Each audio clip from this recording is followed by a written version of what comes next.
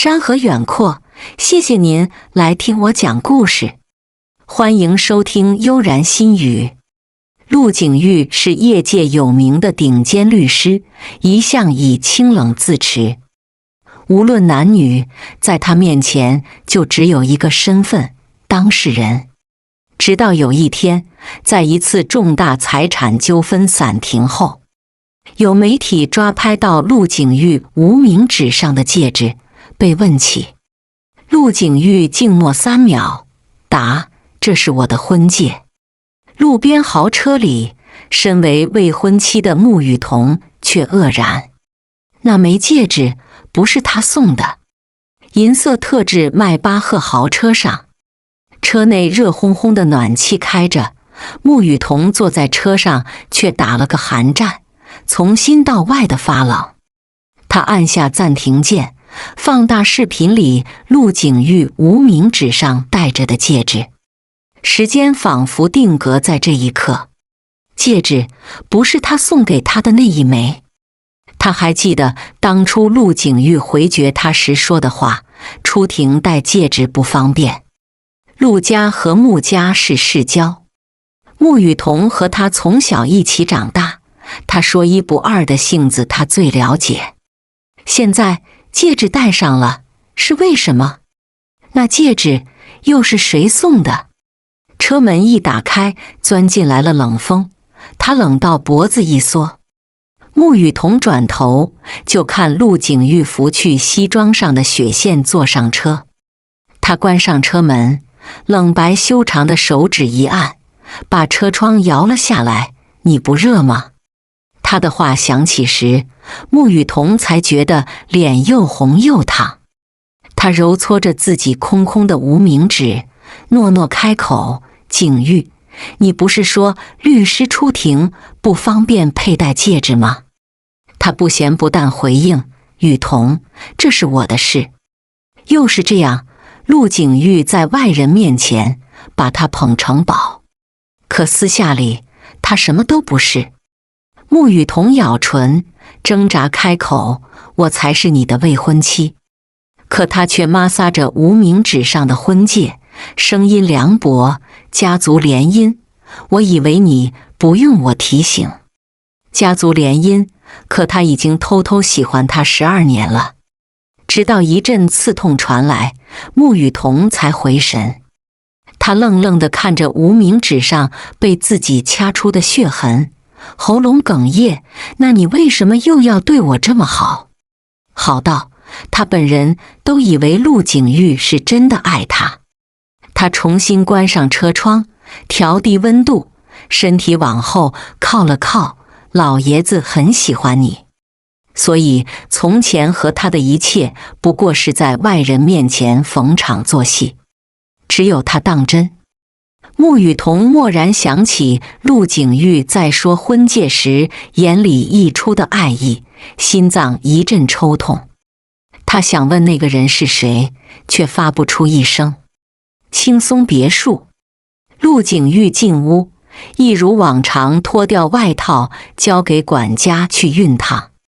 穆雨桐后脚进屋，进了卧室。他们同居是家里长辈的意思，结婚是早晚的事，如果能先怀上孩子就更好了。可是他却没碰过她一次。他刚要关门，管家就拿着陆景玉的手机匆匆跑来：“小姐，少爷休息的时候不许任何人打扰。”但这手机一直响个不停。他低眸一看，手机显示是一个备注为小西的人来电。穆雨桐犹疑许久，按下接听键。手机对面传来一道活泼稚嫩的声音：“景玉哥哥，这几天你就不用派人来接我上下学了，我们学校安排了外出写生，要出去1周呢。”他一怔：“还在上学？景玉哥哥，是你吗？”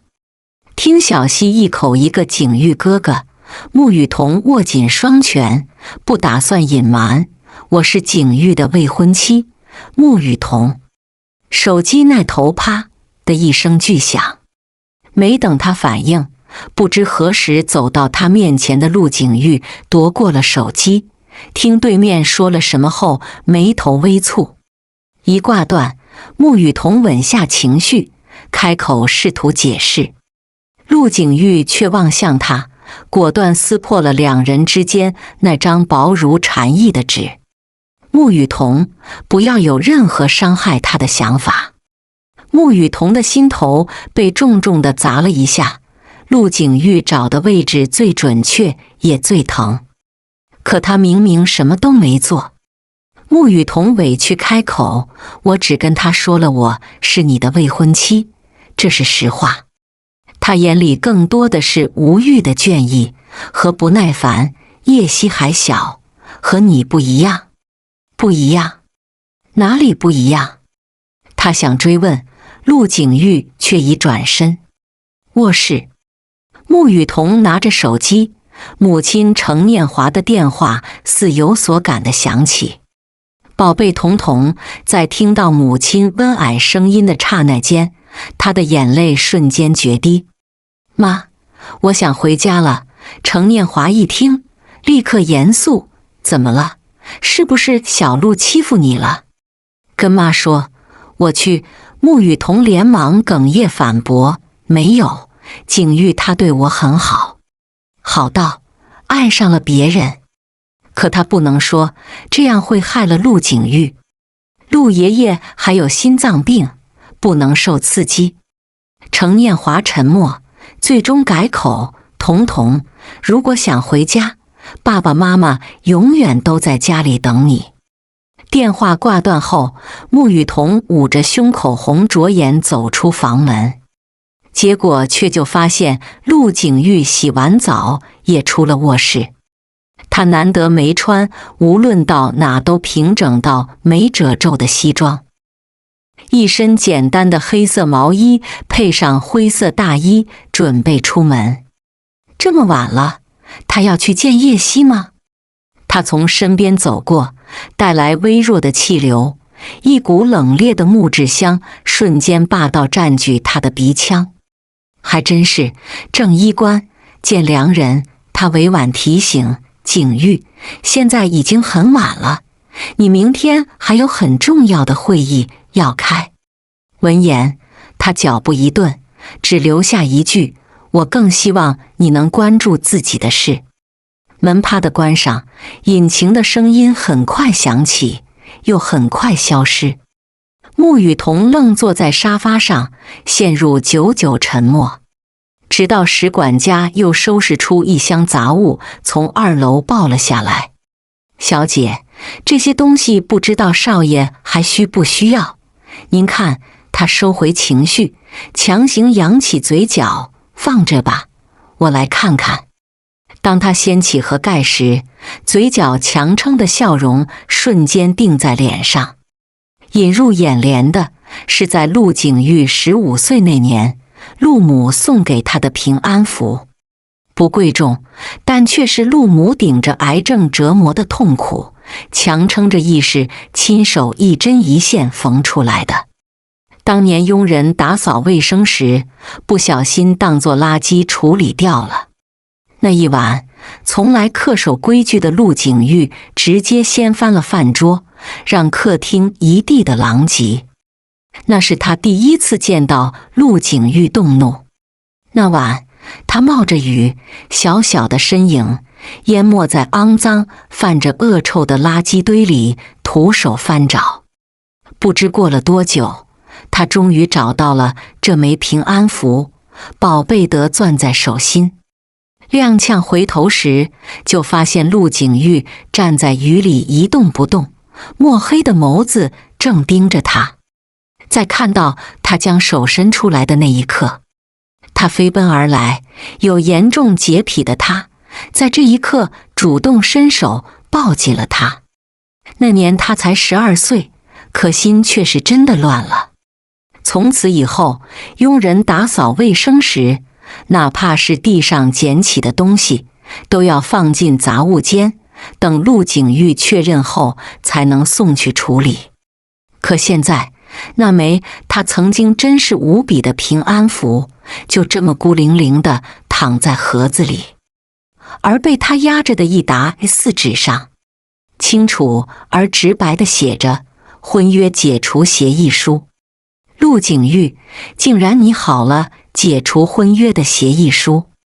穆雨桐哪怕再故作不动声色，但捏着盒子的食指还是因为用力而开始泛白。他早该明白的，早该明白一切都只是自己的一厢情愿。夜深人静，穆雨桐脑海中思绪万千，一夜无眠。第二天，穆雨桐推门走出卧室，就见陆景玉坐在客厅，修长的指尖在茶几桌上轻敲。你签字是要和我解除婚约？他紧缩双眉，桌上正是那份解除协议。他昨晚凌晨就强逼自己在乙方栏签下了自己名字。强扭的瓜不甜，既他不愿，就放他自由。他是这么想的，而这不也是他所希望的吗？穆雨桐张口把问题抛还给他，你不是早就准备好了吗？他抬头，视线落在他身上，不过几秒又挪开，是要解除，但不是现在。心脏苦涩骤降，几乎快要倒灌将他喉咙灌满。穆雨桐强撑着看陆景玉闲散地扣上衬衫，穿好西装出门，脚步也没有任何一丝停留。随着大门关响，穆雨桐才连忙撑着墙壁站稳。这一刻，他似乎尝到似海水般无尽的苦涩。叮铃铃，手机在口袋里响起，他拿起一看，是好友苏韵夏。穆雨桐调整好情绪，轻声接过，魏夏夏。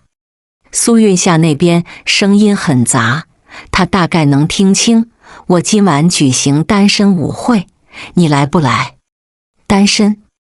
他歉道，夏夏，你知道的，我不太方。容不得他说完，苏韵夏就打断，你这整天清心寡欲的不无聊吗？别忘了，你还欠我一个人情。人情？他的确是欠一个。当初还是苏韵夏帮忙试探陆景玉的心思，他谎称自己要和苏韵夏的哥哥相亲，结果陆景玉直接推掉100万委托赶到现场，冲破了融洽的气氛。他不适合你。他哥演戏演全套，不屑质问，这是雨桐自己的事，你凭什么管？陆景玉没作答，直接牵起他的手离开。那是他第一次见到陆景玉失控。这一次他还会来吗？海安公馆，穆雨桐一身银色露背琉璃般的鱼尾长裙，亮片和羽毛披肩显得高贵又优雅。喝到半夜，人已经昏沉。苏韵夏见穆雨桐这样，直接从他包里掏出手机，用指纹解锁密码，拨通了陆景玉的电话。电话很快接通，有事吗？穆雨桐一听，是陆景玉的声音。刹那间，在体内肆意叫嚣的醉意让他有了从所未有的勇气。他不受控地夺过手机，放声大喊，陆景玉，我喜欢你。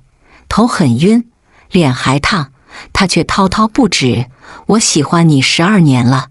那边沉默半晌，才缓缓开口，穆雨桐，你醉了。他是醉了，醉得不轻。可有些话，只有醉了他才敢说呀。苏韵夏告诉陆景玉，陆少，来海安公馆接一下呗，我还有第2趴，没办法送人哦。他答应了。半小时后，陆景玉的身影出现在包厢门口。见到他，穆雨桐的醉意似乎都醒了3分。四目相对，当他宽大手掌环住他的腰时，穆雨桐一怔。包厢里浓烈的酒味和他身上令人沉醉的雪松香严重不符，但都容易上瘾。他搂住陆景玉的脖子，一双眼湿漉漉的凝视着他。穆雨桐盯着他的唇看着，眼神缱绻。他凑向男人抿着的唇，下一秒他却别开了脸，惶然在这刻彻底失控。景玉，是你说的，明明是你说过的，等我们都长大，你会娶我。他的话尚未说完，就陆景玉冷然打断，那不过是年幼无知说的胡话。胡话，一句话就像兜头泼来的一盆冷水，浇得穆雨桐酒都醒了。他大脑霎时一片空白。等被陆景玉抱着出包厢时，他就看到一个女生正拘谨地站在迈尔赫车旁，一身洁白的碎花裙，长发飘飘，手里还拿着陆景玉的黑色公文包。她就是叶希吗？所以刚刚陆景玉是和叶希在一起。他胸口顿时被苦涩淹没，忍不住指着叶希问他：为什么你喜欢他这一款的？陆景玉旋即按下他的手：穆雨桐，别耍酒疯。上车。他的回避是答案吗？凉意从他触碰过的手背直达五脏六腑，冷到骨寒。穆雨桐先叶希一步打开副驾，理所应当拿过他手中的公文包。副驾驶是我的专座，小妹妹，你妈妈没有告诉你不要随便上陌生男人的车吗？叶希一噎，委屈地向陆景玉投去求助的目光。他眸光一暗，开口：他妈妈就是我的客户，委托我接她上下学。委托？穆雨桐顿时气焰消散，没讨到一点好。而叶希则乖巧上了后座，交锋的态势偃旗息鼓。穆雨桐坐上副驾驶，透过后视镜总能看到那张假惺惺的笑脸，心里一阵不痛快，眼风似刀回瞪了过去。没一会，叶希小声开口道：景玉哥哥，要不我还是自己打车回去吧。他明显感觉到车子一顿，他透过后视镜，正巧和叶希视线对上。你把他当哥哥，那能叫我生嫂子吗？见叶希难以启齿，他继续补充：忘了介绍，我是陆景玉的未婚妻穆雨桐。叶希像是受到了重创般，瞬间红，着眼哭着喊了一声：景玉哥哥。穆雨桐心弦跟着一紧，惶然的眸子逆向陆景玉。他说的没错，你是该叫他嫂子。穆雨桐绷着的心顿时松了口气。叶希如霜打的茄子，满眼失落，心不甘情不愿喊了一声嫂子。穆雨桐扯了扯嘴角，明明该高兴才对，可他却只觉得莫名苦涩。他只是要让叶希明白，他需要的是他穆雨桐，而不是随便一个没钱没地位、有点长相的女大学生。陆景玉不是谁都可以觊觎，陆家更不会扶烂泥上墙。叶希下车后，车里的气压骤冷，穆雨桐和陆景玉一路无言。半小时后，青松别墅外，车一停，陆景玉骤然想起的话让困倦的穆雨桐睡意全无。穆雨桐，我对你的忍耐是有限度的。他看着陆景玉解开安全带，摔门下车。他是在为那句话生气吗？但他的话有什么不对？叶希不过是个外人，他才是名正言顺的陆家未来儿媳。穆雨桐冲上前拦住他的去路，喘着粗气：陆景玉，我问你，如果你真心爱一个人，爱了12年，你会甘心轻易把他拱手让人吗？少卿，他的目光分外平静，一字一句道：“可我不爱你。”冷风寂寂，刮到耳廓刺痛，吹散了落在地上碎一地的真心。穆雨桐捂着他鲜血淋漓的心口，任由眼泪夺眶而出，懂我所有的小情绪，知道我相亲抛弃100万酬金来搅局，订婚后第一时间公开关系。如果这些都不算爱，那你告诉我，到底什么才算爱？他步步紧逼，陆景玉进退两翼。他收起目光中的审视，眼带玩味戏谑道：“演的，你不就迷恋那样的氛围感吗？”夜风里，穆雨桐耳鸣了一阵，听不到任何声音，只是须臾，月光洒在陆景玉侧脸上，映照出他清冷孤寂的轮廓。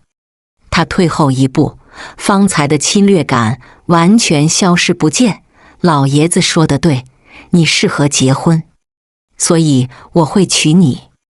穆雨桐的心头一颤，他的声音中透露出一丝伤人的冷漠。他们的婚姻在他口中像是一笔交易，至于别的，你别想，我也给不了。陆景玉是律师，很会权衡利弊。穆雨桐凝视着他，听他冷漠而坚定地强调，更别把叶希牵扯进来。话落，他转身就走，无所谓他的回应。心中涌起阵阵苦涩，喉咙仿佛被千钧重压。他看着他离开的背影，在风里喃喃：“有你护着，我能对他做些什么呢？”12年，他就像一个笑话。穆雨桐犹豫片刻，最终走进别墅。屋内暖气充足，温暖的空气驱散了刚才的寒意和阴霾。他坐在床边，看着床头柜上的那碗醒酒汤，明明冒着热气，伸手去触碰，却冰寒刺骨。一根荔枝味的棒棒糖放在一旁，是他最爱的口味。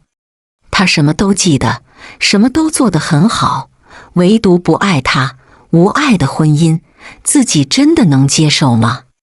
一夜无眠。穆雨桐一出卧室，就见陆景玉正扣好衬衫，在系领带。见他出来，他扫了一眼说：“我今晚有应酬，可能不回来。”他一直都很讨厌应酬，也不爱喝酒，基本是能推则推。这次的应酬很重要吧？我陪你一起去吧，我在，可以帮你挡酒。陆景玉沉默半晌，不用，你之前落下的胃病还没好，昨天是我不在，今天不能再喝了。不知为何，穆雨桐突然觉得心跳加速了一拍，这种感觉既陌生又熟悉。他抬眼撞进男人漆黑幽邃的眸中，那我在家等你。他闻言颔首，转身离去。穆雨桐倚靠门框上，望向已经消失在视线里的高大身影。陆景玉真的是一个很合格的丈夫，除了不爱自己。叮铃铃，手机铃声拉回穆雨桐思绪。他回屋拿起手机，看着屏幕上显示的号码，马上按下了接听。喂，妈。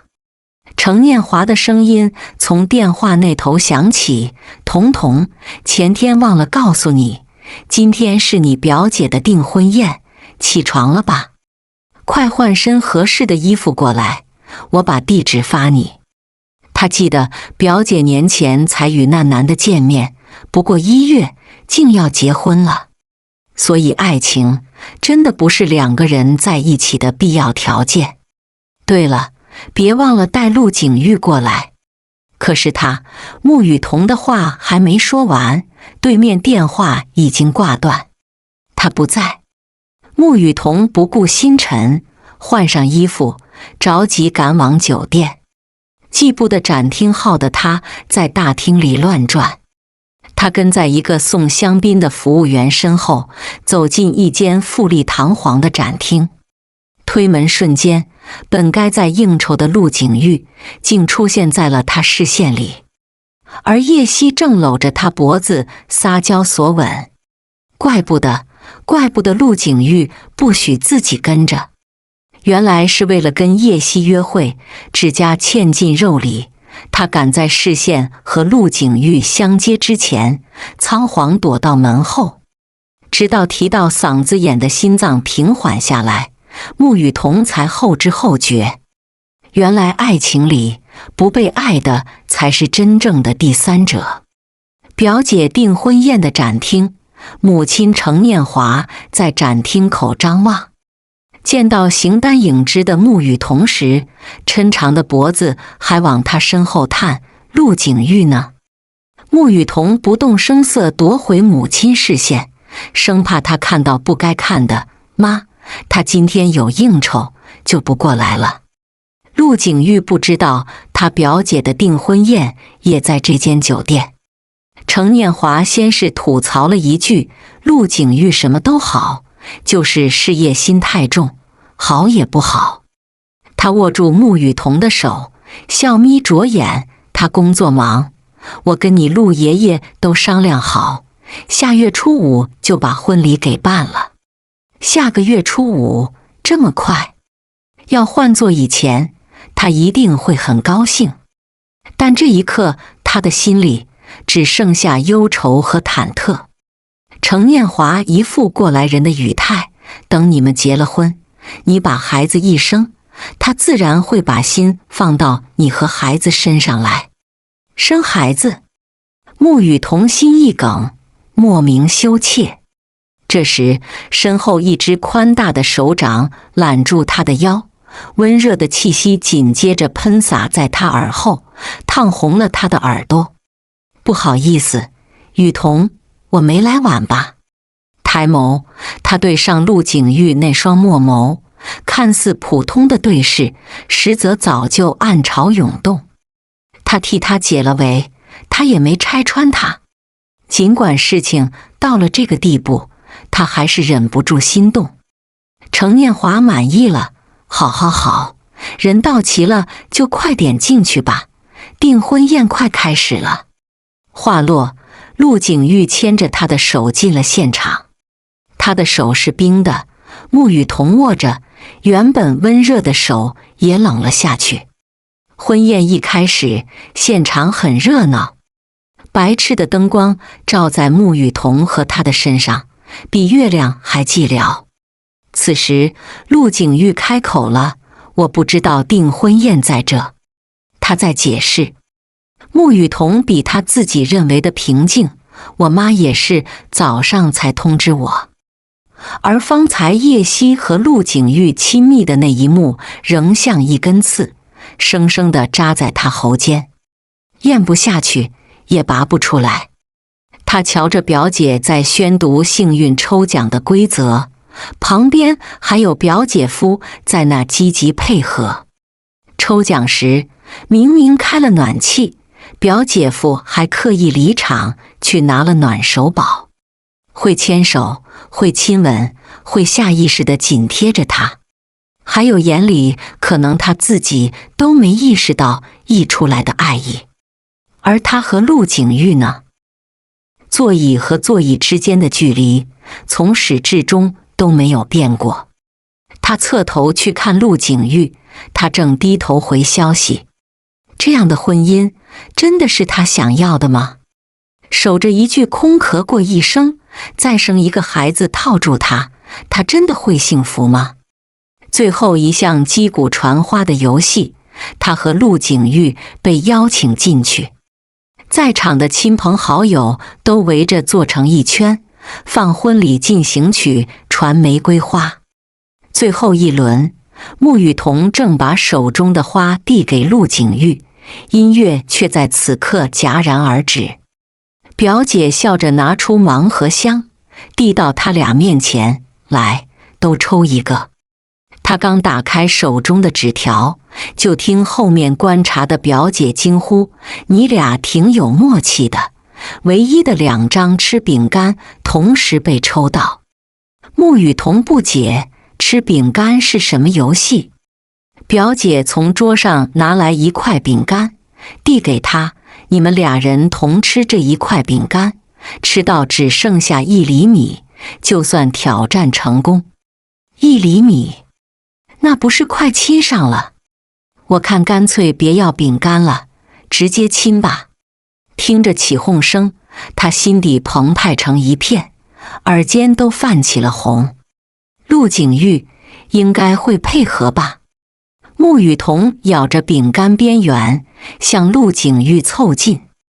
他毫无波澜的眸子在凑过来时，蓦地闪过一丝慌乱。抱歉，随即起身离开。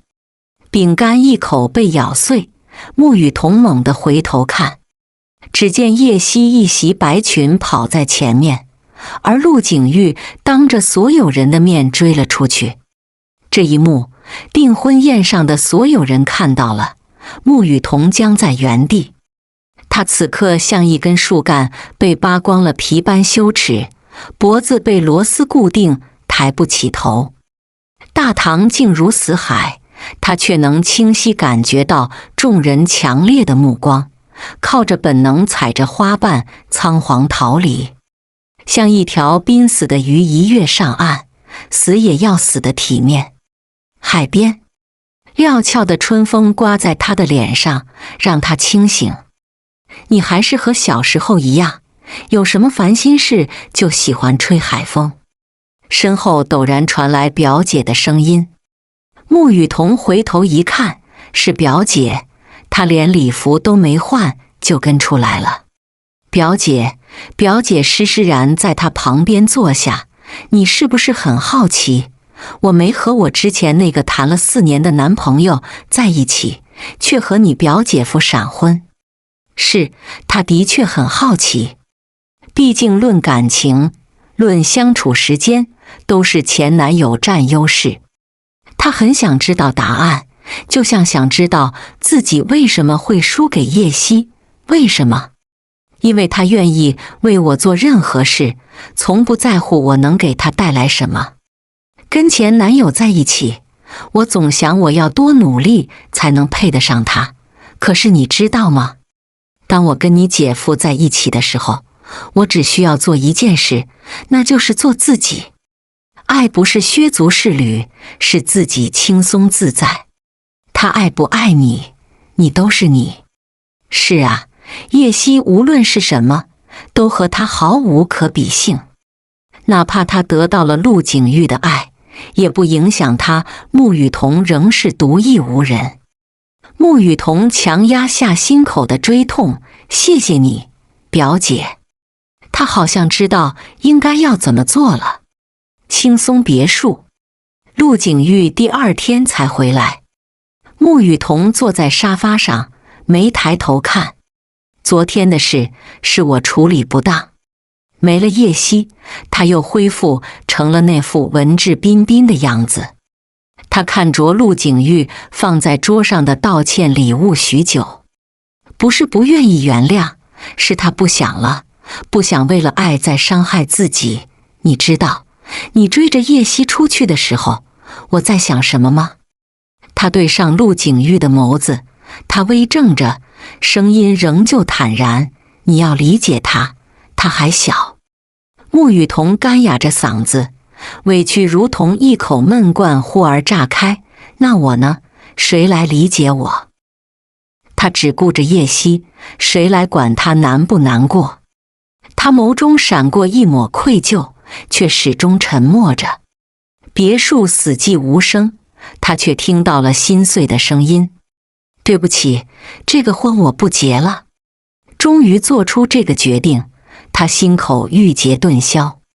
陆景玉身子一僵，以为他因为叶希的事情发脾气。你别闹了，我们婚期已经定在了初5，这次只是意外。穆雨桐不再看，垂下眸子把东西递回去。我没闹，只是及时止损。意外有一次，就会有下次、下下次，这次只是游戏，以后呢，如果我生病生孩子，你能保证能守着我寸步不离吗？别墅里他的东西不多，他拖着行李离开时，陆景玉依旧未曾给他回答。毫无疑问，他不能，所以他退出。穆雨桐拖着行李，没急着回家。他去了小时候和陆景玉经常来的秘密基地，坐了一下午。秘密基地其实是一片蒲公英花丛，那时他和他约定，不管以后吵多凶，只要在秘密基地找到彼此，就和好如初。只要相爱，蒲公英就能把思念带到想见的人那里，他就会出现在身边。小时候深信不疑，长大后发现，童话里的故事都是骗人的。相爱哪有那么容易？穆雨桐想，这应该是他最后一次来这里了。半晌，他从思绪中抽身，正准备离开，一转眸，却见陆景玉一身白衬衫站在他面前。风吹过发梢，夹带着陆景玉身上惯有的雪松香味，一切都再真实不过。他真切地站在那里，难道没长出种子的蒲公英也能带去思念吗？直到一袭白裙的叶夕出现，生生打破了穆雨桐最后的幻想。这次穆雨桐没有上前，他选择好好爱自己。他正要悄声离开，叶夕却一改常态，上前狠狠推了他一把。景玉哥哥都说过了，不喜欢你，不喜欢你，你怎么还阴魂不散，总跟着我们？穆雨桐踉跄几步，站稳后疑惑地看向情绪莫名激动的叶夕。我没有跟着你们，只是碰巧。话未说完，叶夕竟直接拿着手中的相机向他砸了过来，根本来不及闪躲，他只能伸手抱住头。但预料中的痛感并没有到来，他小心翼翼探出头，是陆景玉。他抓住了叶夕的手，阻止了他的动作。叶夕，别闹！叶夕全然不顾，更对陆景玉的劝阻不满。他破坏我们的感情，为什么到现在你还护着这个女人？都怪你！我为了你书都不念了，满心满眼都是你。而你呢？你不是跟我说你已经跟他彻底断了吗？为什么他还出现在我们的秘密基地？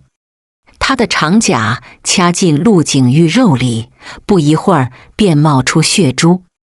穆雨桐慌了神，抓过他的手紧张道：你流血了！他却一把甩开他的手，将叶夕护在怀里，目光阴冷：滚，别在这碍事。一字一顿，掷地有声。他看向他的眼神里全是厌弃。这一刻，清醒到达了巅峰。好，我祝你们永远幸福快乐。穆雨桐转身，每走一步，心上似有一层皮在被剥离，又痛又释然。不过是恢复原状罢了，他原本就一无所有。酒店，穆雨桐决定收拾好情绪后，再去陆家亲自说明情况。在问题没彻底解决之前，他不打算回家。刚洗完澡，房门却突然被人敲响。是谁？他并没有叫客房服务。谁呀？外面的人没说话，敲门的动静却不停。穆雨桐环顾四周，拿过电吹风防身，渡到门口一看，武器却根本派不上用场。景玉，你怎么？房门一开，身形踉跄的陆景玉直接闯了进来，咔嗒反手锁了门。他身上很浓郁的酒气，白皙的脸透着一抹淡红。他又去应酬了？怎么还喝这么多酒？他以前明明嘱咐过，穆雨桐责备的话语刚到嘴边，又咽了下去。现在他哪有什么管他的资格？他扶着陆景玉到床上坐下，拿出手机，正要打电话给陆家司机。电话尚未拨通，手机却被他抢了去。你干什么？他直接按了关机，手机一扔，人直接倒进了床上。他四仰八叉躺着，睡得很香，安静的仿佛他们没有吵架。若是从前，他是开心的，可此刻他没有多余想法，只是把被子盖到他身上，转身便走。可刚走到卧室门口，他突然背脊汗毛直立，一只手从身后捂住他的嘴，环住了他的细腰。男人低沉的嗓音在耳边响起：我允许你走了吗？穆雨桐尚未反应，便陆景玉被打横抱起，扔到了床上。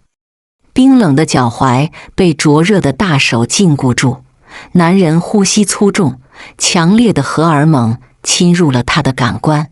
跑什么？陆景玉，你清醒一点！他没能抵住他的霸道，片刻功夫，衣衫进场，攻城略迟。我很清醒。他一口含住他的耳垂。顷刻间，陌生的潮涌淹没了他理智，脖颈处一阵酸痛。得逞的陆景玉微微睁开眼，声音低哑：等，再等等我。他看到瞳孔里自己潮红的双颊。等，是让叶希等吧？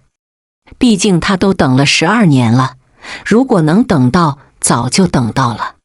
第二天，陆景玉一觉睡醒，旁边已经没有人，只有一只耳环遗落在枕下。他拾起把玩，眼前浮现女人潮红面庞，嘴角便不由自主上扬。手机铃声忽然响起，打断了思绪。是叶希的母亲，陆律师。证据搜集的怎么样了？他起身的动作顿住，解释道：应该还需要1个月时间。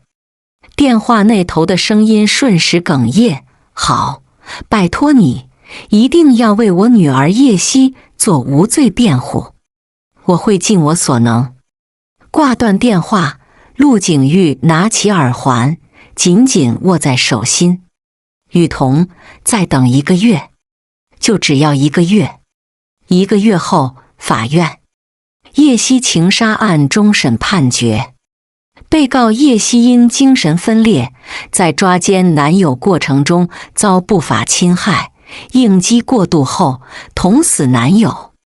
支持被控方律师陆景玉举证的正当防卫致他人死亡，原告男友强奸罪成立，叶希无罪释放。5听完法官判决，陆景玉长长松了口气。这不是他从业以来最棘手的案子，为了获得案发当天的真实情况，他已深入局配合叶希的假想，当他的男友。为了逼真，他没有把真情告诉穆雨桐，现在终于能告诉他了。散庭后，他立马给穆雨桐发消息：雨桐，我散庭了。发出去的消息迟迟没有收到回复，陆景玉以为他已经在来的路上。从前只有他出庭，他便在庭外等。他说过，永远做第一个庆贺他胜利的人。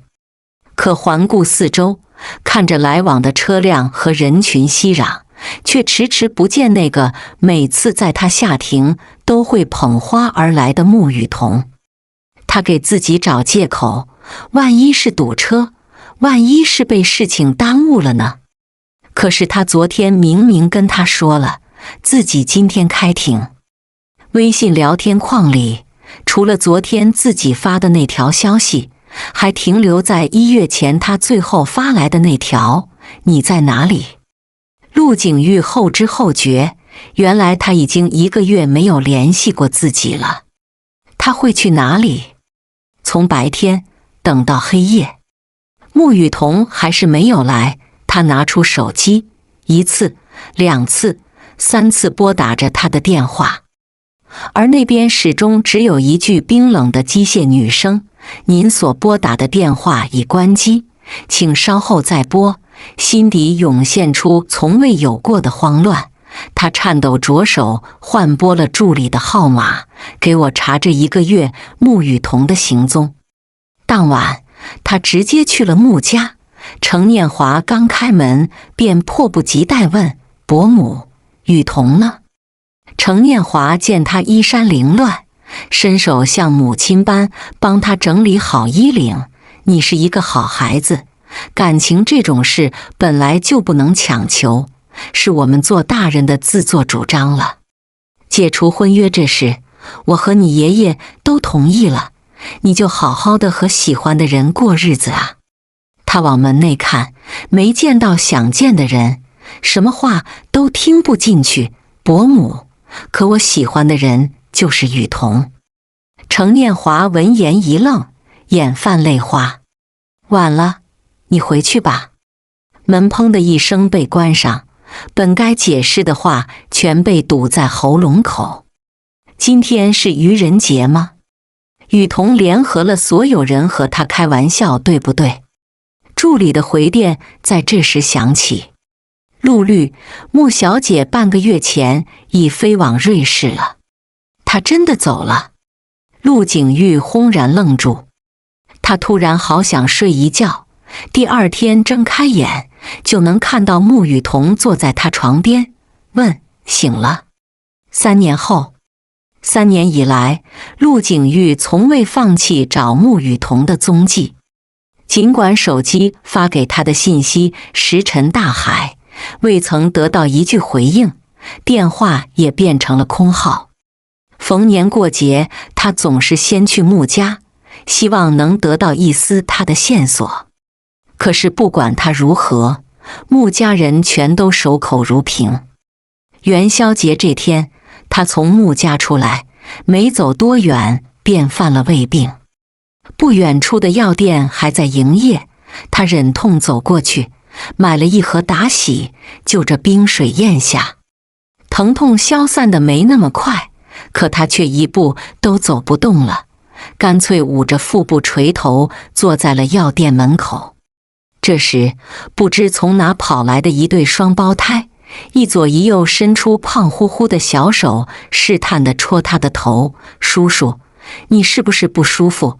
妈妈说了，不舒服就要去医院哦。叔叔，你这么大的人了，不会也怕打针吧？”2个小肉包，你捧我逗，调皮了点，但煞是可爱。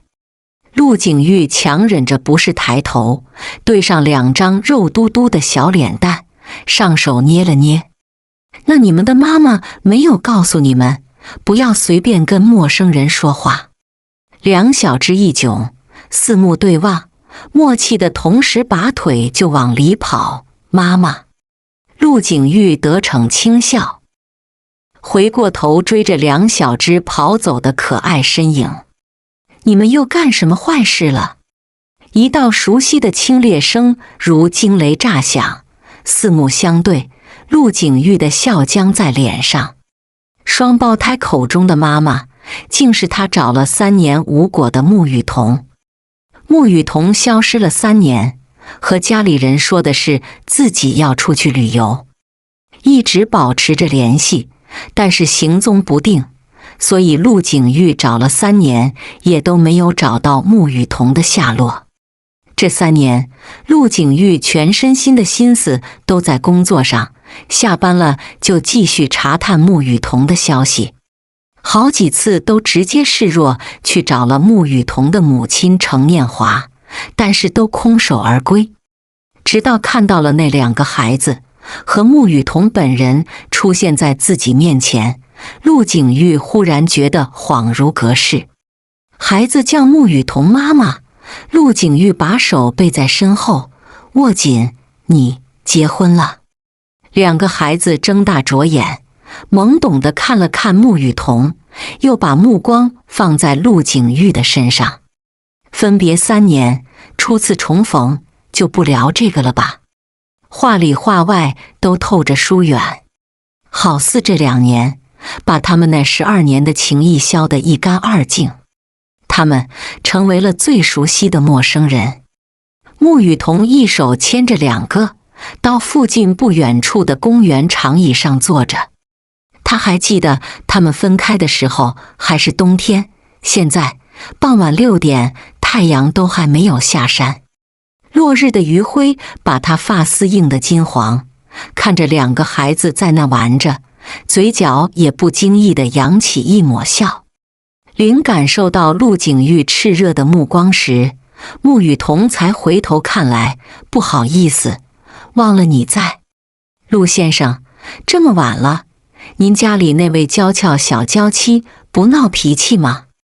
他或许是对这个称呼觉得意外，或许是对2个孩子的事觉得震惊。总之，陆景玉的一言不发，目光一直落在他的身上，却什么也不说。他反正有事没事都带着孩子来这玩半个小时，他不说话，也不耽误事。半刻钟后，陆景玉才回答刚刚他问的那个问题，没有什么小娇妻，3年了，我一直都在等。穆雨桐看向他，想起那晚陆景玉的枕畔私语，可眼里再也没有从前那边的热烈。等叶希吗？语气平静的不能再平静，却让陆景玉怔在了原地。你为什么觉得我是在等叶希？他错开他直视的目光，答非所问，难不成你3年了，还没找到合适的吗？陆景玉一直沉默着，没有再说话。天很快黑得快看不清路，穆雨桐拍了拍手喊：平安，要回家了。话落，那2个孩子屁颠屁颠地跑了过来，回家喽。他看着那俩孩子，下意识地问：他们都叫平安吗？穿着黄色 T 恤的孩子突然解释说：我的小名叫平平，我弟的小名是安安。平平安安。穆雨桐牵着他俩的手，对陆景玉说：那我先回去了，陆先生。2个孩子也非常懂得礼貌，朝他挥了挥手：陆叔叔再见。他张了张口，没发出声音，那句再见却怎么也说不出口。陆景玉不想离别，害怕这次分开之后要等下一个3年才能见面。时间是不等人的，他又能有几个3年？也不想再等。这3年，他无时无刻不觉得煎熬。陆景玉追上去说：雨桐，我等的那个人一直都是你。穆雨桐停下了脚步，2个孩子懵懂地看了看陆景玉，又扯了扯他的手，可他没回头，还是牵着孩子离开了。他没敢追上去，只是一个人站在原地，思索着下一步该怎么办。他已经有了孩子，是不是已经成家了？那他再这么死皮赖脸地跟着，是不是太打扰，太不礼貌？轻松别墅，陆景玉坐在沙发上，寂静的夜里只有寂寥的身影。胃部的灼痛感还在，要摆在桌子上，没有被拆封。他只有这样才能确定刚刚见到穆雨桐的那一幕不是梦。那2个孩子，他发消息安排人去查，虽然刻意隐瞒行踪查不到，但是生孩子这件事总能查到一些蛛丝马迹的。虽然直接问会更有效果，但是陆景玉不敢，怕问出来的答案他自己不能承受。穆雨桐的出现让他顺着楼下公园的居民找到了他住的地方，很热闹，虽然不是很高端，但很温馨。陆景玉每天下了班就会在他住的小区楼下坐一会，他的确每天都会带着孩子出来玩。直到调查的结果出来，他拿在手上的时候，才发现这对双胞胎是2年前出生的。很巧的是，那是他离开的第11个月。所以那2个孩子，或许是得到这个消息，他再也克制不住，抑制了3年的情绪，在这一刻濒临爆发。陆景玉来到穆雨桐的公寓，敲门，忐忑的心狂跳。他打开门时见到他，下意识地往房间里看了一眼，赶在他开口前，有什么事？我们出去说吧。周围都很安静，就像整个世界只有他们2个人。他问，你没有结婚，对不对？他左手无名指上空落落的，明明已经是很明确的答案。这种查一下就知道的问题，穆雨桐老实回答，对。闻言，他的心率每分钟又多了几次，孩子，是不是我们的？穆雨桐沉默片刻，告诉他，不，玉衡和玉成只是我一个人的孩子，和任何人都没有关系。察觉到他的情绪，陆景玉没再继续问，他想要确定的事情也已经得到了答案。他拿出手机，问他，3年了，我给你发了很多消息，你都没有回复。穆雨桐一怔，解释，那个旧手机摔碎了，我就重新办了一个号码，不是不回。那你的新号码是什么？陆景玉顺着问。他沉默着，没有要说的意思。我只是觉得照顾孩子，我也可以帮忙。穆雨桐拒绝了他的好意，陆先生，您是业界有名的律师，平时的工作也很忙，孩子的事情，其实我自己一个人就可以。毕竟3年都这么过来了，玉衡和玉成都很懂事，给我省了不少心。陆景玉不想再继续往下听，打断他问，那天在酒店，我说让你等我，你为什么还是走了？他抬眸看向他，眉头微拧，我不是叶希，我为什么要等？闻言，他恍然大悟，也知道了他为什么消失了这3年。你以为那晚我把你当成了叶希？陆景玉眼尾发红，反问他，我那天看起来像醉到见人就乱啃的样子吗？他的言外之意，穆雨桐听懂了。他的意思是，从始至终，他都知道那晚在酒店的人是他穆雨桐。在耳畔说的那句缠绵的等我，也是对他说的。穆雨桐垂眸，一滴晶莹的泪落下。他抬手擦干泪水，眼含笑意，凝着这个曾经自己花费12年的人，说，可我不想等了，陆景玉。等了12年，还不够吗？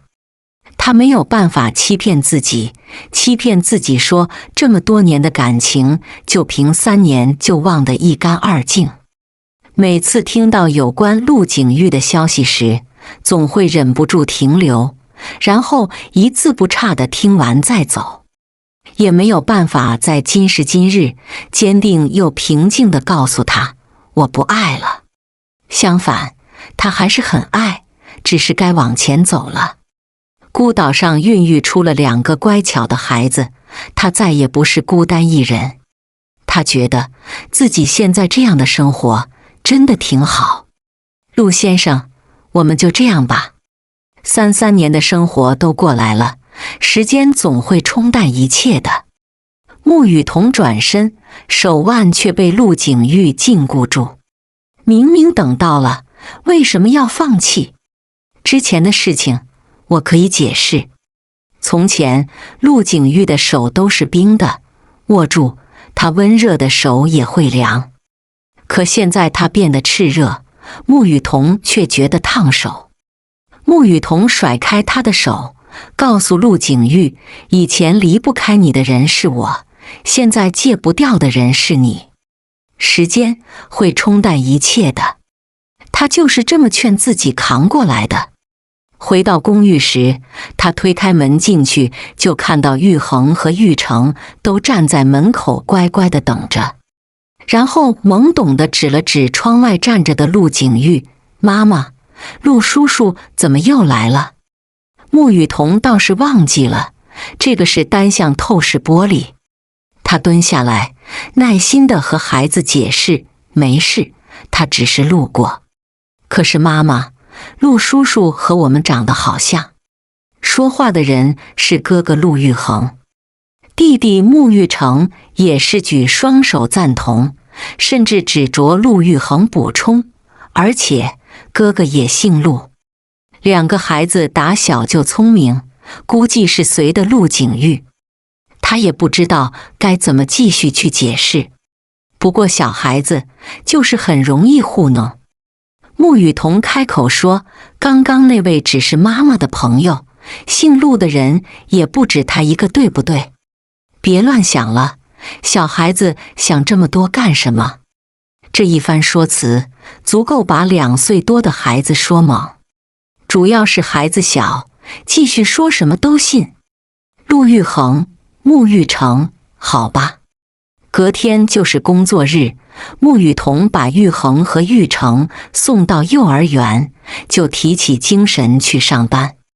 没曾想一进公司就被当成了焦点，所有人的目光都落在他的身上，异样的眼神。和他关系比较好的一名员工小心翼翼地给他的工作账号上发来了一条消息，说白姐不知道从哪拍到了你的照片，发在了我们每个人的邮箱里，说你进公司的时候明明填的是未婚，家里却已经养了2个差不多2岁的孩子，说你虚报自己的情况，如果被总裁看见了，你可能……穆雨桐平静地看了看他发来的那几张照片，的确是玉衡和玉成。但是白图居然能拍到这些生活照，说明是早就预谋已久的。不就是上次的策划写得比他好，这就开始报复上了。他还没去找白图算账，他人就自己迫不及待地凑了上来。穆雨桐，你最好当着所有人的面解释一下，你是怎么未婚有2个孩子的？穆雨桐对于这件事本来就没有打算要隐瞒下去，我就是未婚先孕，怎么了？见他承认了，不太熟悉的人在看戏，和他熟络的同事一惊。白图对他一点也不含糊的态度搞到手足无措，上手就要拉着他去总裁办公室说理。上班时间不工作，在闹什么？身后传来总裁的声音。见到他，白图连语气都软了下来，说：林总，穆雨桐她明明已经有了2个孩子，却在资料表上填的未婚，是不是已经违反了公司的用人准则？林总的视线扫了一眼他，又看了看穆雨桐，语气更冷，有孩子和未婚有直接联系吗？白图一噎，突然找不到2者的连接点在哪里。穆雨桐很不喜欢这种职场生活，难道说就这么平静地做好自己该做的工作不好吗？非要勾心斗角？白图，我自认为没做什么伤害你的事，在工作上各做各的不好吗？他不这么认为，我只是在陈述事实。你在生活中的细枝末节撒谎，谁能保证你在工作上尽心尽力，没有偷工减料？或许是实在看不下去了，林总开口直接打断白图：闭嘴！白图不明白，为什么做错的人不是他，他还要被说为什么？林总，明明是他做错了。总裁恨铁不成钢地看了白图一眼，然后和颜悦色地对穆雨桐说：穆小姐，您看这件事怎么处理您才会消气？穆小姐，所有人都惊呆了。毕竟这3年他都没有露过面，和之前的风格和判若两人。一身朴素，说出去都没有人会信她就是3年前的那个穆家大小姐。白图听后脸色发白，惊诧地看着她：你是穆家的穆雨桐。他懒得接话，只是告诉他，这种人留了影响公司风气。事情解决完，和他熟络的同事凑过来，很是好奇地盯着他看了许久，最后才问：你真的是穆家的大小姐？穆雨桐以为自己刚刚已经说得很清楚了，难道不像吗？他摇头，倒不是，以前倒是听说过你的一些事情，但是近几年有关你的所有消息都被撤掉了，就渐渐淡忘了你的样子。现在看看，你确实很像。穆雨桐指了指他的电脑，提醒道：我可是有特权的，工作时间不要做出工作以外的事。下班后，白图也刚好交接完工作，搬着自己的东西离开，恰好被他撞上。他看都懒得再看一眼，开着奥迪6去接玉恒和玉成。幼儿园放学的时间都是固定的，穆雨桐总会提前10分钟来接。今天偏偏来晚了20分钟，路上发生了一场交通事故，造成了堵车。等到的时候，幼儿园外面的孩子已经走得差不多了，懒懒散散的，还有几个孩子站在校门口等着。然而那些孩子当中，穆雨桐没有看到玉恒和玉成。穆雨桐匆忙下车，走到陪着孩子们消磨时间的老师面前，问张老师：玉恒和玉成呢？张老师朝着他身后方望了望，然后伸手指过去，和孩子他爸在幼儿园的游乐场玩着，等你呢。他回头看，才见旁边的小房间里，玉恒和玉成在滑滑梯，身旁站着的所谓孩子他爸是陆景玉。穆雨桐走过去，慌乱的心才逐渐平稳下来。玉恒和玉成在看到他来，从滑滑梯上立马滑了下来，跑到他身边：妈妈，你今天怎么才来接我和弟弟？他蹲下身来，耐心地向陆玉恒和穆玉成解释，路上堵车了，所以就晚了点。两个孩子看着陆景玉，看了看又不知道该怎么说，忐忑地收回了目光。穆雨桐看出来了，刚刚有陆景玉陪着他们一起玩的时候，玉恒和玉成都很开心，但是又怕他不肯接纳陆景玉，只能闷着，什么都不敢说。他看着陆景玉，语气温和：谢谢。他一怔，似是对他的态度很是奇怪，我们之间不需要这么客气。多多少少继承了陆景玉那种会察言观色的能力。陆玉恒见状，马上就给陆景玉说好话：妈妈，我喜欢和陆叔叔一起玩，陆叔叔很好。穆雨桐忍不住心想，果然是陆玉恒，都是姓陆，都那么会说话。六儿穆玉成多少有点歌控，他哥说什么他就跟着无脑的附和。他根本架不住两个孩子都那么喜欢陆景玉，毕竟是他的孩子，父子情深这个句话说的一点也没错。他们实在太热情。穆雨桐最终还是听了这对双胞胎的建议，请陆景玉吃顿饭。饭馆，陆景玉仍旧没有说一句话，但穆雨桐实在记得他明明和玉恒和玉成玩的时候，脸上分明是挂着笑的。他一出现就板着一张脸。穆雨桐点餐的时候，想到上一次遇到他时，他在药店买了胃药，特意点了一些比较清淡的菜品，但耐不住陆玉恒实在爱吃麻辣鸡翅，就多点了一碗辣菜。小孩子懂得分享是好的，一眨眼的功夫，陆玉恒就夹了一块鸡翅要送到陆景玉碗里。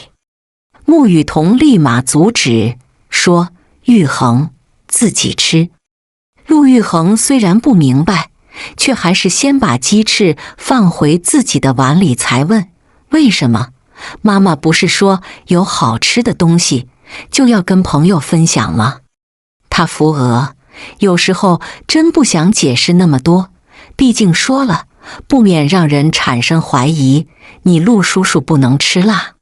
孩子这才恍然大悟，不再追问别的什么，自己开始啃那只又麻又辣的鸡翅。而他抬眸时，只见陆景玉垂着眸，看着碗里的白米饭出神，样子几乎和陆玉衡不吃饭的时候一模一样，一碗白米饭能玩半个小时。穆雨桐突然开口问：“不爱吃？”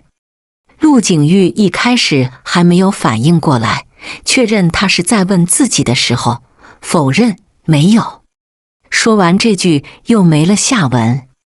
他看着玉衡和玉成两个人碗里的饭几乎颗粒不剩时，又瞥了眼陆景玉，还有半碗。穆雨桐虽然知道自己现在没有资格去管陆景玉，但当着孩子的面，他就是个鲜明的例子。他告诉玉衡和玉成：“玉衡、玉成，你们千万不要像你们爸爸一样吃饭磨磨唧唧的，因为饭冷了非但不好吃，还会伤胃。”三个大男人都愣在了原地，就因为他刚刚顺口的一句爸爸。特别是陆景玉，明明是一个成熟稳重的成年人了，却因为这么一个称呼发愣到筷子都拿不稳。哐当一声，筷子掉在了地上。他反应过来时反问：“雨桐，你刚刚当着孩子的面称呼我什么？”穆雨桐的确只是顺口，但他并没有觉得有什么不妥。玉衡和玉成的确是我和你的孩子，我承认是因为刚刚看到他们和你玩得很开心。他们也会经常问我，在这件事情上，的确是我没考虑周全。我并不反对你和孩子相处，血浓于水，总是断不了的。他最终加了陆景玉的联系方式。晚上，两个孩子都睡得早，他一个人看着月亮发着呆。也是巧的，在看微信的时候，见朋友圈有人新发了条动态，他就点了进去，打算消磨时间。刷着刷着，也忘了自己刷了多久，他竟翻到了陆景玉2年前发的动态。三想找到你，但又害怕下次见面你一开口就是客套话。陆景玉3、4个一年四季加起来都不发动态的人，居然发了朋友圈。这上面的内容也非常简单易懂，说的那个你就是他。有时候穆雨桐很不明白，为什么总要伤透他的心之后才知道要挽回呢？他关掉手机，看着月亮，不知不觉就睡了过去。第二天一醒来，去送玉衡和玉成上学时，一出门就见陆景玉已经早早地等在外面。陆玉衡和穆玉成两个都是孩子，见到和自己亲近的人，一下就跑了过去，都把他这个亲妈忘在了后面。看到这一幕，穆雨桐不觉得别的什么，反而有些愧疚。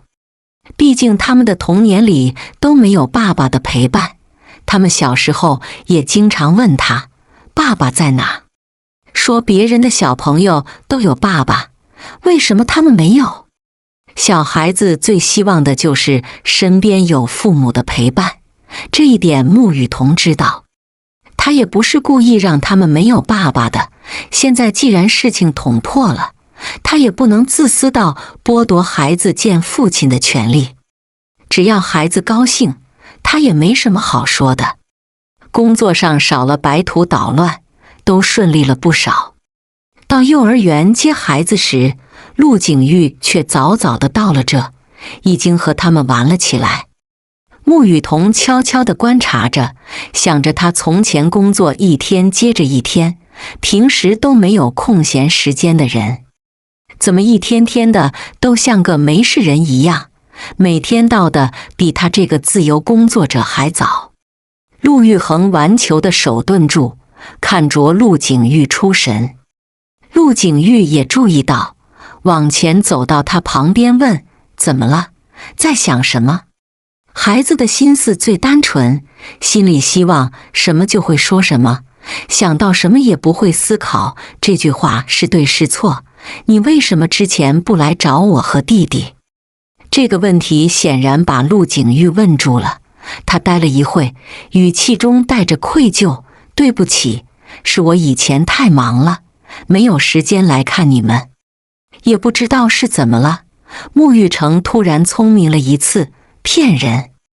我妈妈告诉我你跟别人跑了，所以妈妈不喜欢你，才不准你来看我们的。沐雨桐边笑边摇头，还真是专挑他胡乱编出来的说。陆景玉却没解释，直接顺着他的话说了下去：“是啊，以前是我的错，现在我不是就来看你们了吗？”可小孩子对情绪都是很敏感的。陆玉衡听完他的话，只是呆呆地摇头，说：“可是妈妈还是不喜欢你，你是不是没有向我妈妈道歉？”闻言的陆景玉没有接话，不知道在想些什么。很久之后才说：“在你妈妈最需要我的时候，我不在，又要怎么开口求得原谅呢？”沐雨桐一怔，他这话听着像是在问孩子，但是孩子又能给什么回答？他只是在问自己。他没再继续听，走吧，回家。陆玉衡和沐玉成向他说了再见。回家路上，沐雨桐接到了母亲程念华的电话。陆景玉的事情被小孩子走漏了风声。彤彤，听玉衡说，陆景玉已经找到你了。沐雨桐嗯了一声，妈，已经过了这么多年，我已经不在乎了。程念华沉默半晌，才开口说，只要你没有心理负担就好。至于陆景玉，玉衡和玉成两个人的反应是，自从见到陆景玉之后，这两孩子都不怎么黏他了，挺好的，所以我打算让他们多接触。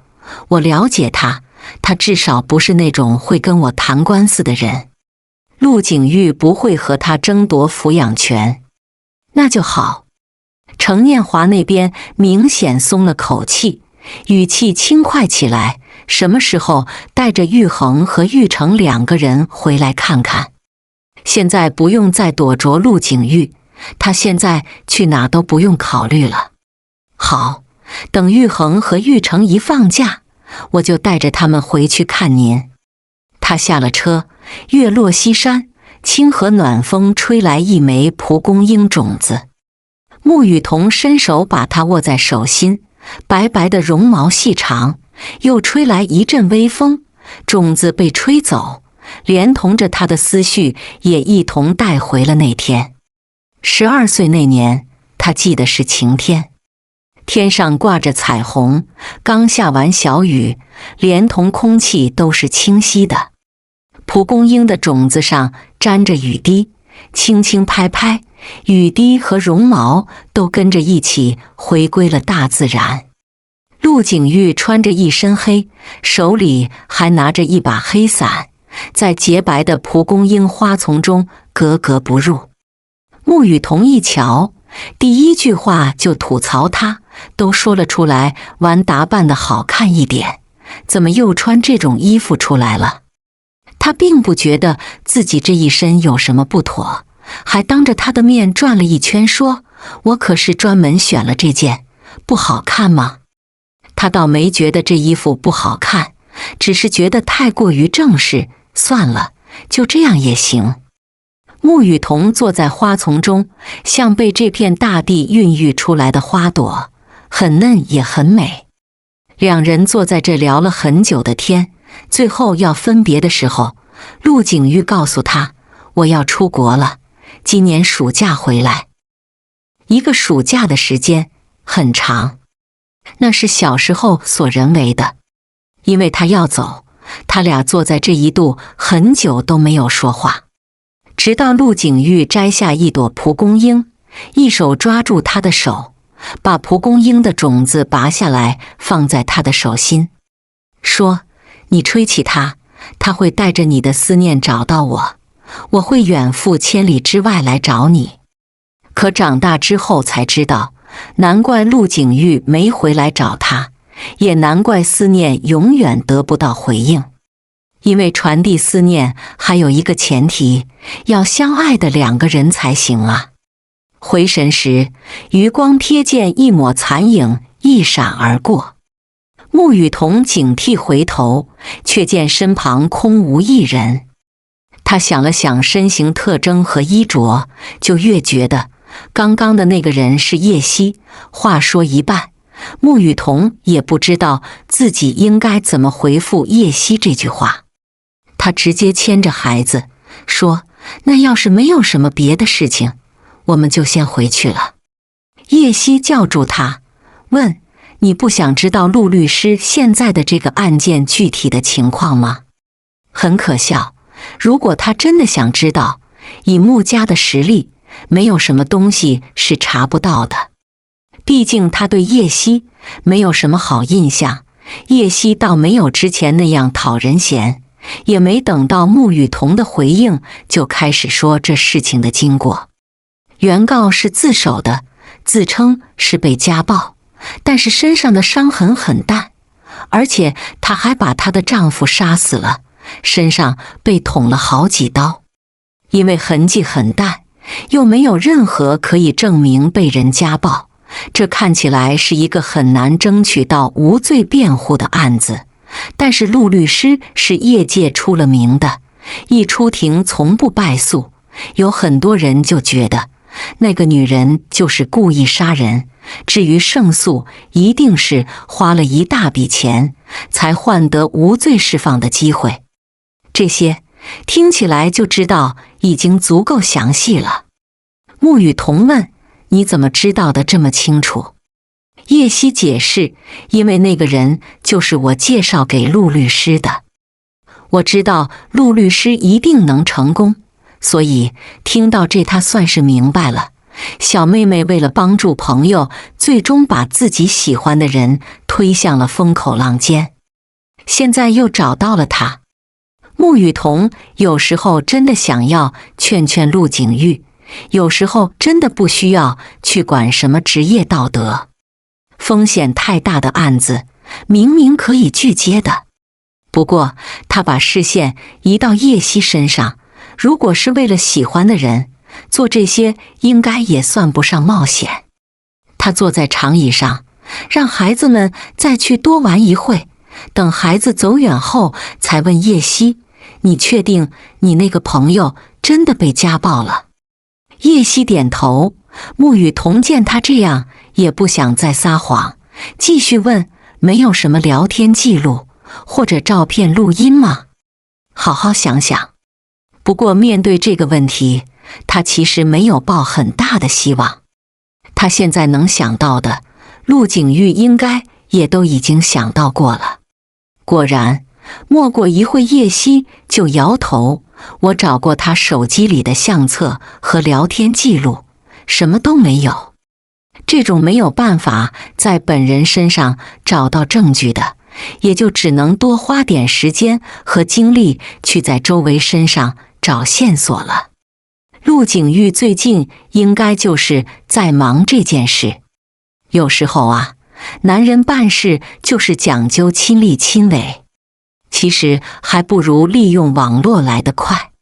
事情的大概，穆雨桐听叶希讲了之后，就在网上适当的发布了一个动态，大概的意思是自己的朋友被家暴了，该怎么办？朋友和自己手上都没有照片。这种事情在网络上很快就引起了很多人的共鸣，才一个晚上，他的帖子下面就得到了好多人的回复。他一个人来筛选这些一定做不完，就安排了人陪他一起看。陆陆续续有几个是被害者的邻居和一些室友、同事，留一点心眼的的确拍下了当初被害者的照片和样子。还有些医院也有监控记录，但都不是陆景玉负责的这个人。直到半夜，穆雨桐收到一个私信，那个人发来一条消息：我这里有他的照片，但你要一个人过来。穆雨桐环顾四周，暂时没发现可疑的人，却还是留了个心眼，发消息向陆景玉确认这件事。叶希呢？陆景玉面对他这个既没头又没脑的问题，自然一时没缓过来。对方输入中显示了很久，到最后他也就发过来了一个很简单也很直白的。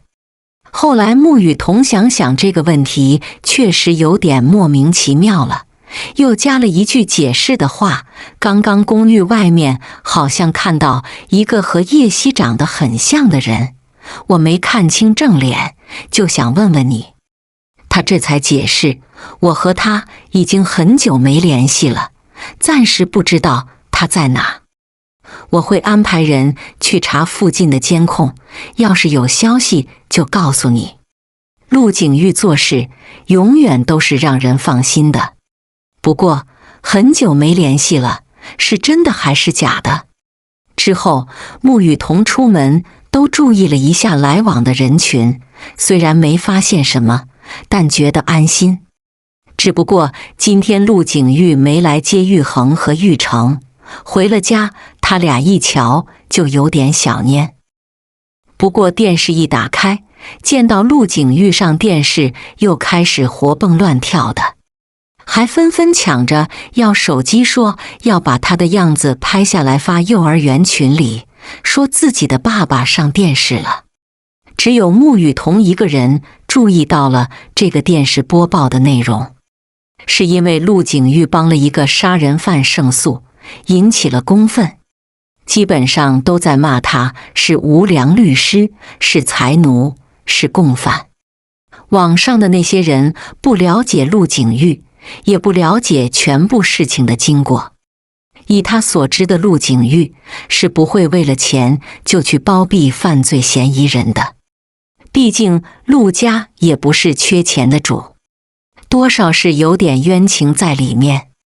穆雨桐以为这种事应该会解决得很快，但是时间越久，却好像一点也没有平息的预兆。一件事迟迟公众视野里暴露着，讨论度不断，多半是有第三者在那作妖。孩子们好几天都没见到陆景玉了，都催促他打个电话。穆雨桐知道这件事的严重性，如果现在打过去，保不准他在忙。奈何耐不住孩子的软磨硬泡，他还是打了陆景玉的电话。喂，雨桐。声音有点沙哑，语气也透着疲惫。看来这几天的确忙得不开交。这不像你以前的风格，这件事挂在网上1周了，怎么还没解决掉？半晌，陆景玉才回应，有人在后面一直捣乱，解决了一个又来一个，很麻烦。这几天我没来看玉衡和玉成，下次见面我会好好补偿他们的。这让穆雨桐不由得想起陆家那几位还在世的叔叔，小时候就听陆景玉说，他们不满陆老爷子把家产给他父亲，离开了陆家。现在陆老爷子身体不好，难道他们是想搞垮陆景玉之后趁虚而入？所以这件事，就算陆景玉有所察觉，他也肯定没有让陆家和陆老爷子牵扯进来。他告诉陆景玉，如果这件事陆家不方便出面，穆家可以。穆雨桐本还想说点什么，却被那头传来的声音打断了。紧接着陆景玉也说，我先去忙，晚点给你回电话。直到今晚照常在公园散步时，穆雨桐才确定那天那个人真的是叶希。叶希走过来，样子比之前成熟了很多，再次确认后，很是惊讶地看着他，瞧着陆玉衡和穆玉成瞪大了眼睛：“你连孩子都有了？我本来有件事要跟你解释一下，但是看到你这样，那就算了。”伴随着一起发过来的还有一个地址，他的头像是黑的，点进去个人资料，看上去全是随便填的。出生地填的是意大利，年龄0岁。穆雨桐看他的空间里也没有发布过任何生活动态。一个人，这个人是真的有那个被害者的照片，还是发来这种消息骗他的？在回复私信之后，这个人也没再多说一句，彻底失联。他蹙着眉，搜索了一个这个地址的具体位置，离被害者所居住的小区有点距离，甚至说这2个地方的人不可能会有交集。穆雨桐在想，自己要不要去趟这次浑水。思考一晚上后，穆雨桐还是请了半天的假，开车到了小区内。车只能开在外面，这小区的路太窄了，阴暗且破旧，车根本就开不进来。他把手放在包里，握紧着防狼喷雾。穆雨桐按照地址找到了那栋楼，楼梯上都破旧到张了青苔，一看就是长时间没有人打扫的样子。墙壁上发霉，估计是因为这边背光，长时间没有太阳照射。他鼓起勇气敲了敲门，里面很久都没有动静，穆雨桐只好再敲了敲。本以为这一趟只是网友的恶作剧，就是为了让他白跑这一趟。他刚转身要走，身后的门发出一阵刺耳的嘎吱声。穆雨桐缓缓回头，只见身后的门打开了一个小小的门缝，里面漆黑一片，但他却无比清晰地看到门缝里有一只充满着红色血丝的眼睛正在打量着他。他被吓得倒吸一口凉气，缓和了很久，才勉强笑着看向里面的人：“你好，是你在上面给我发的私信吗？”里面的人似乎是在打量着什么，一直不敢出来，大概是确认只有他一个人来的时候，才稍微多打开了一点门，承认是我。发音不是很标准。门开得比较大，穆雨桐完全可以看清里面的陈设和一些物品，看起来都已经比较陈旧了。隔着一张门说话是真的不太方便。你先出来吧。穆雨桐试探性地伸手去推门，谁料那道门竟然纹丝不动。穆雨桐愣住，抬眸看去，只见房间中的女人十分警惕地用身体抵着门，还是没有让他进去的意思。他只能再次向他解释说：“我真的是一个人来的，你放心。所以，我能进去坐一会儿吗？”他压低了声音，小声地问道。话落，里面的女孩犹豫了许久，直到最后，他终于松口，同意了让穆雨桐进入房间内坐一坐。房间里的确没有什么很新的东西，但总体算能够展现出他的生活习惯。客厅中央摆放着一台电视机，墙角处堆积着杂七杂八的东西，地板砖上则铺垫着厚厚的一层灰尘。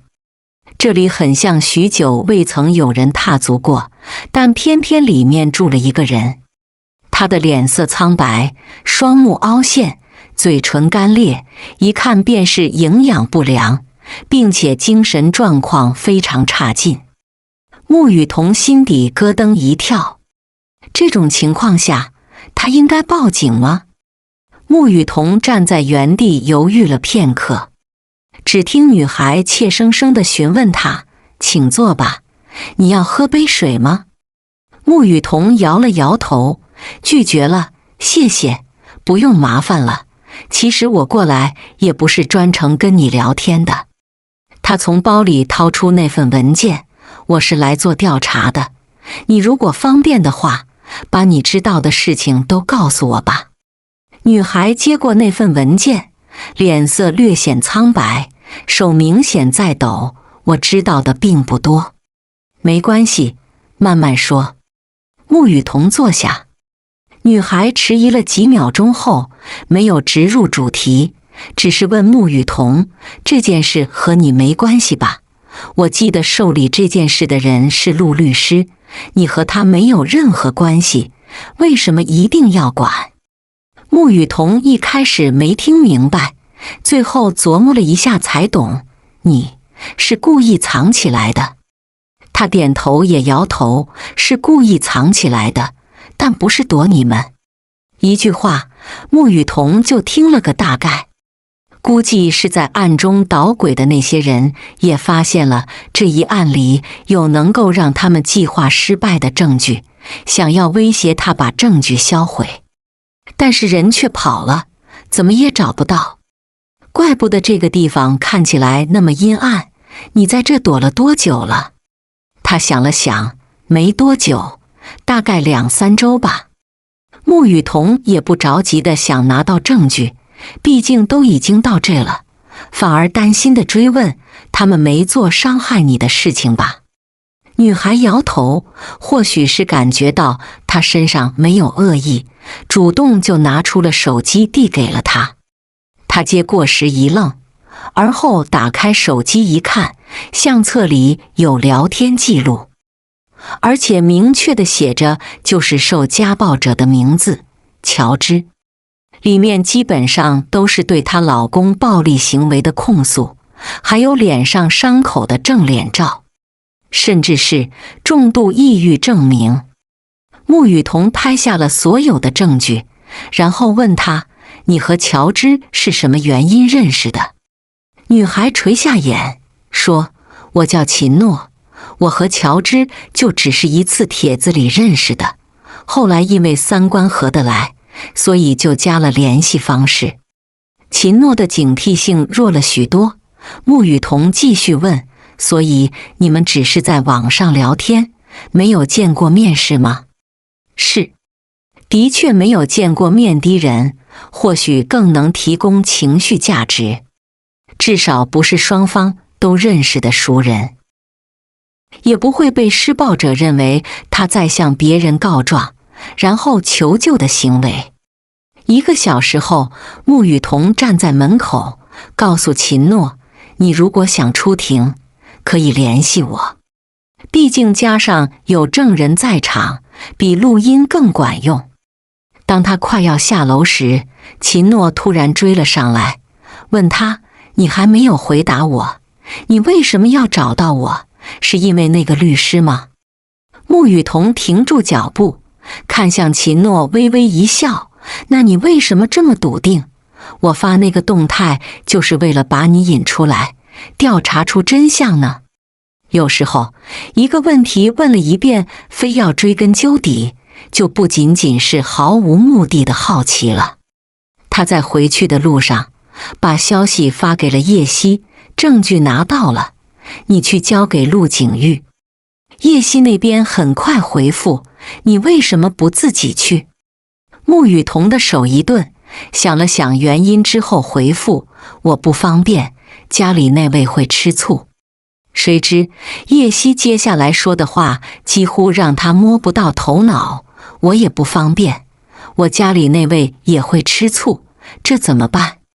像是故意编造出来的理由，但他没有证据。不过叶希真的已经谈了新的男朋友。无奈之下，穆雨桐只能自己亲自送过去。想来这些天陆景玉应该忙得焦头烂额，这个时间点应该是在律师所吧。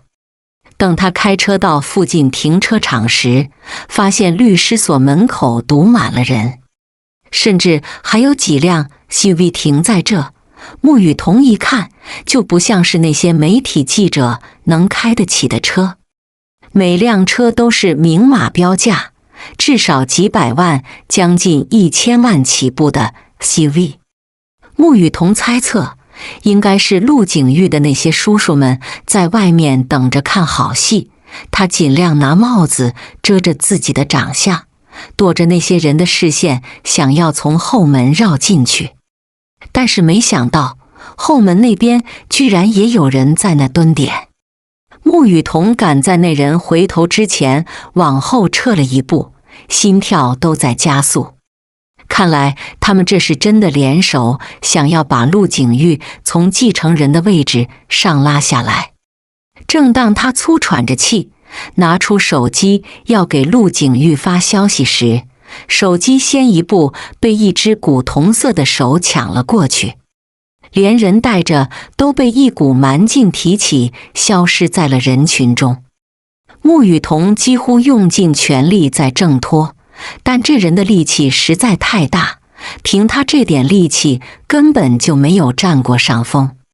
直到耳边传来他的声音：“师娘，老师不在律师所，我带你过去。”这个声音穆雨桐很熟悉，要是没记错，陆景玉也只有一个学生，宋子阳。他应了一声，然后掩护着他躲避其他人的视线上了车。坐上车之后，就发现宋子阳正把车往律师所的反面开。难不成陆景玉早就觉得律师所不安全，躲到一个比较清静的地方继续调查了吗？不对，穆雨桐也不知道怎地，总觉得心慌。看着这个路线，有种不太好的预感。半个小时后，车子停在了医院门口，这才完全证实了他为什么有种这样的感觉。医院，陆景玉总不会有事没事跑到医院来躲外面的那些人吧？上去之前，穆雨桐问宋子阳，他怎么在医院？宋子阳明显有些为难，但是想着有些事情要是不说出口的话更难解决，因为老师这周一直忙着处理这些事情，没有休息好。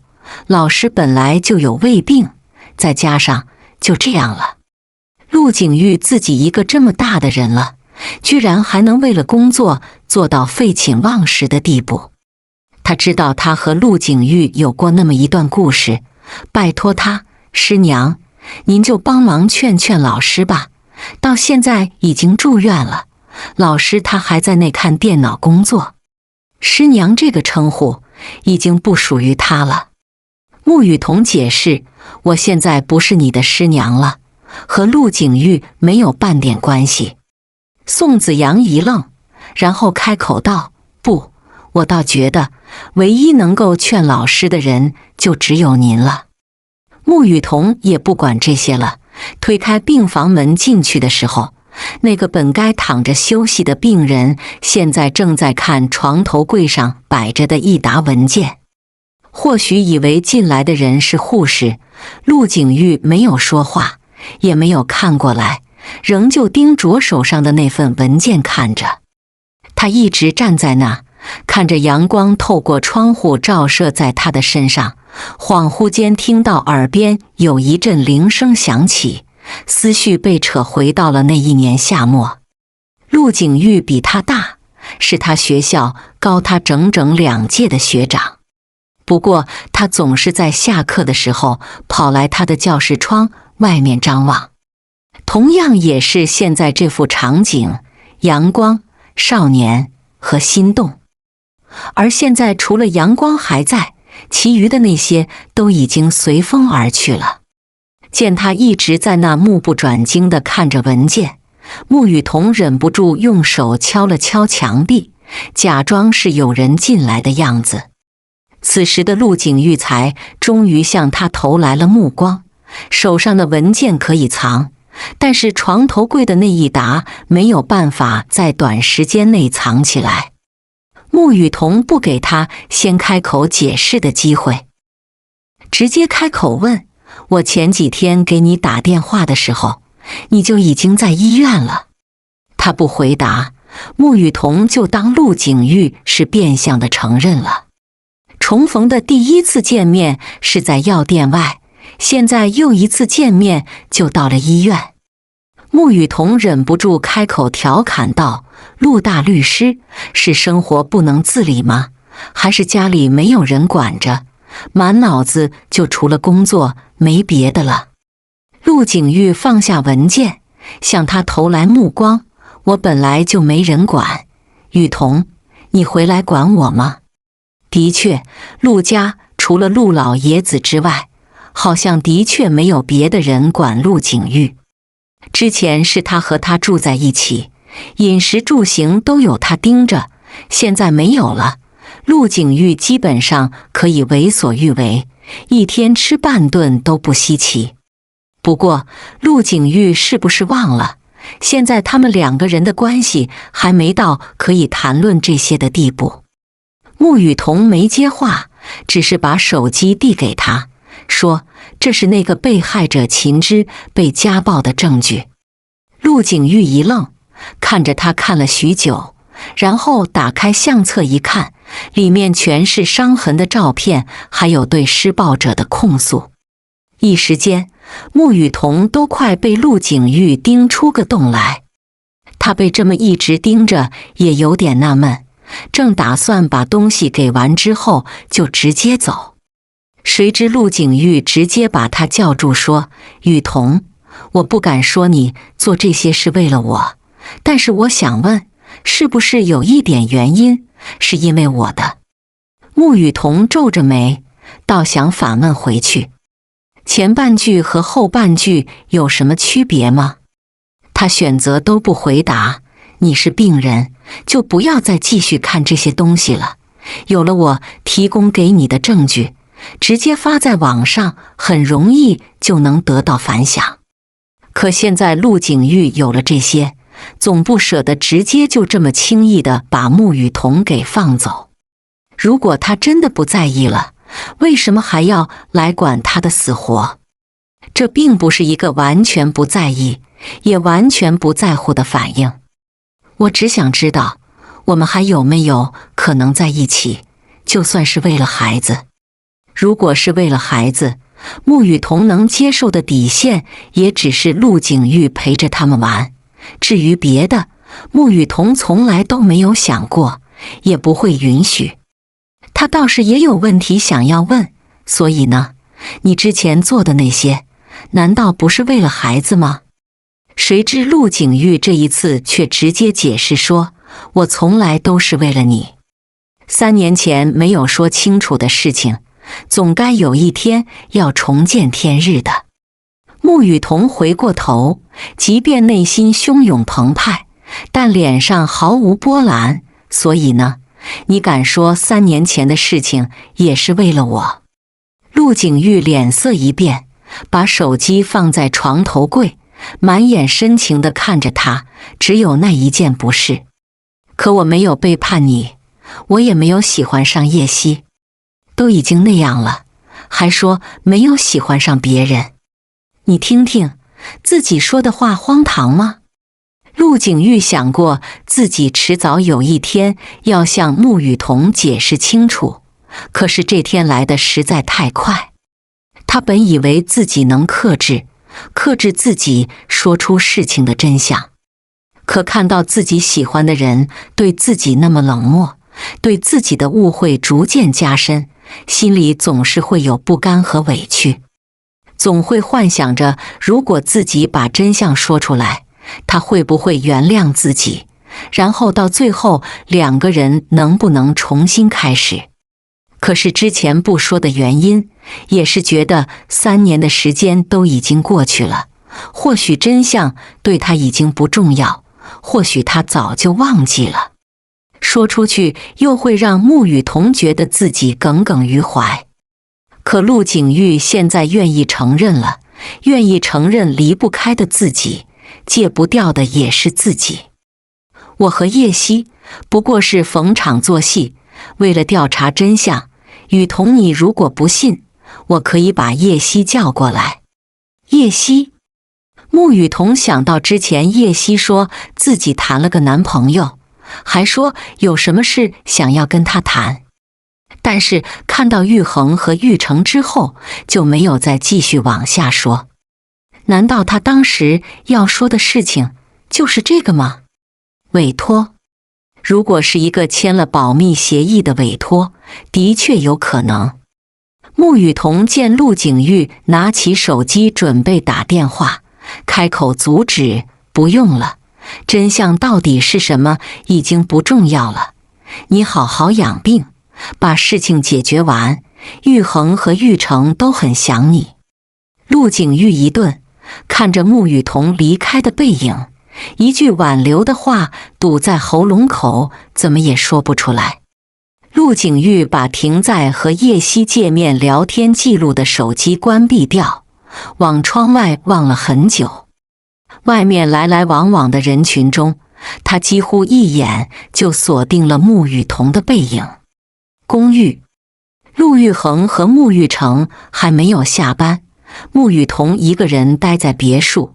如果说自己听到那些话不释怀是假的，原来陆景玉也并不是真的移情别恋，也不是喜欢上了叶希这个大学生，只不过是一场委托，一次伪装而已。穆雨桐好像给了过去的自己一个交代。